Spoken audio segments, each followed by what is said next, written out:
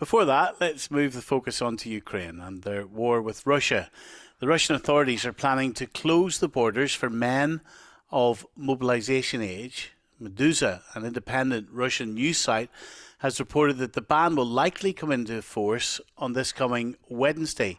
Professor Matthew Schmidt is Associate Professor of National Security and Political Science at the University of New Haven. Hello, Matthew. Hi. Good evening. So, what does this say about Putin's plan to draft more men into the war? It says that it's failing right now. You have something like twice the population of Oxford, 250, 270,000 men that have apparently fled the country already, also reported by Meduza. You have the situation, of course, where he now appears to have to close the borders to keep men in. And you have an hourly drip of videos of resistance at mobilization stations all over the country. And then the bigger point, which is that those stations are in rural areas, mostly targeting ethnic minorities, because Putin is afraid to do this in cities like Moscow and St. Petersburg at any level. Why? He's afraid of the resistance. Much of what's going on with the referenda in the occupied territories in Ukraine is that everybody knows that it's a sham. That's not the point. The point is that he's going through the motions in order to signal to other elites in Russia that he is doing what has to happen in order to keep the resistance down to a level that signals that we're not about to have complete regime collapse. And he's panicking right now because there are signals that we're about to have regime collapse. Is this wishful thinking, Matthew, on our part? Where's the evidence that it's anywhere close to regime collapse? The evidence is everywhere, right? We get videos every day in the press. You get them. We see that people are no longer afraid to take the videos. They have to be standing there and holding their phones up to do this, right?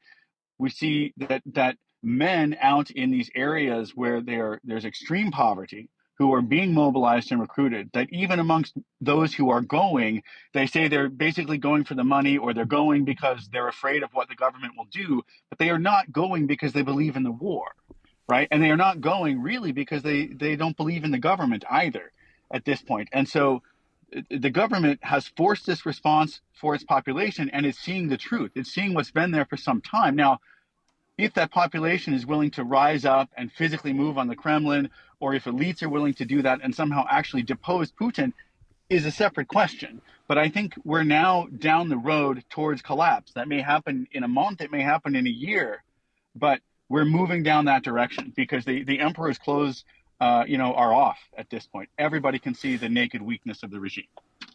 But we see, don't we, how Putin reacts very quickly and very forcefully against people who protest about him and the war. You're not even allowed in Russia to call this a war.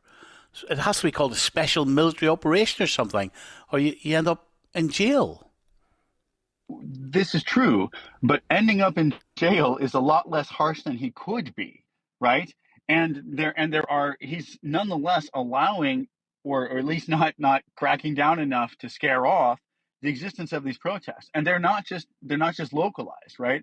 These are national protests. And he failed years ago to put in place the kind of electronic fence that you need to keep the news from sloshing in, and then from information Well, videos how getting did he back fail out. to do that? I can't understand how he wasn't able to do that. China did it, didn't they? They did, and the answer is I'm not sure. People just the technology was there, and they sort of did it piecemeal. They did bits and pieces of it, but they left too many holes in the fence. And so Russians can get information out, and they're getting information, from us. And that's it. That's the end game. Eventually, that information will show the weakness in the regime. So what's the tipping point here, do you think? And how will we recognize it? Putin's not in absolute trouble yet. He's not. So how will we feel or see or detect the tipping point? This won't be a French Revolution. It won't be people, ordinary non-elites in the streets. It's something that we have to look for someone in the elites who decides to bring together other elites to create sort of a soft coup, find a rationale for Putin to step down, and somehow manage this. And that's what we're looking for. The problem is it's really hard to see those cues from the outside because that circle is so closed. But that's where this is going to happen. You're not going to see, you know, peasants with pitchforks charging the palace. Well, therefore, the protests are in vain then. I'm sorry, you cut out. Therefore, how are the protests not in vain? If ultimately it's going to be someone on the inside, someone senior on the inside, what is the point of these individual citizens risking their lives?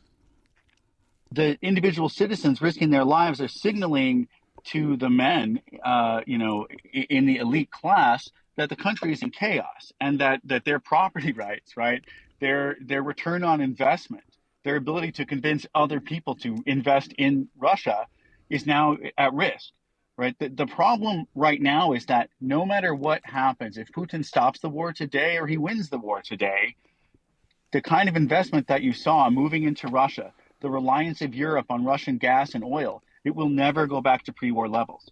Everybody is moving away from that. And these men sooner or later are looking out and saying, well, my profits 5 or 10 years from now, right, are going to be in real jeopardy because of what this guy is doing now.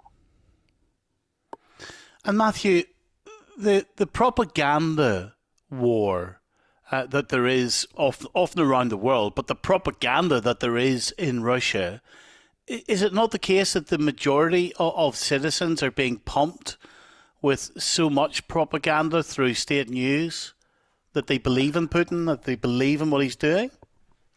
You have a situation based on some of the polling out of the Levada Center where, you know, something, let's say even 60% of Russians believe the regime propaganda. And I don't believe it's that great at all.